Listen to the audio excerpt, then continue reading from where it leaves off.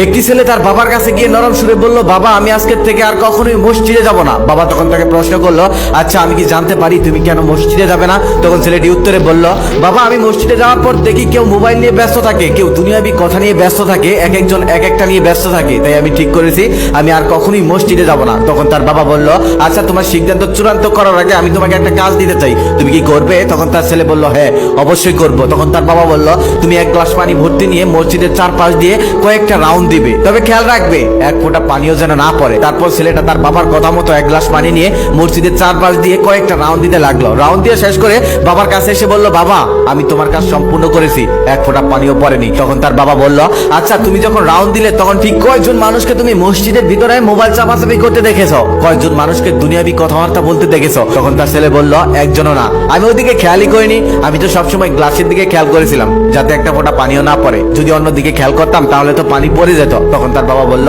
ঠিক তেমনই তুমি যখন আল্লাহর ইবাদত করবে তখন আল্লাহ তাআলার দিকে খেয়াল রাখবে, তার সৃষ্টির দিকে না, আর তখনই তুমি অনুভব করবে তুমি আল্লাহ তাআলার ইবাদত করছো, আর বাকি কিছুই তোমার চোখেই পড়বে না। তখন ছেলেটা তার ভুল বুঝতে পারলো আর বলল, আমি আজকের থেকে প্রত্যেকদিন মসজিদে যাব, তবে আল্লাহ তাআলার ইবাদত করতে। আশেপাশের কে কি করছে সেটা দেখার জন্য না।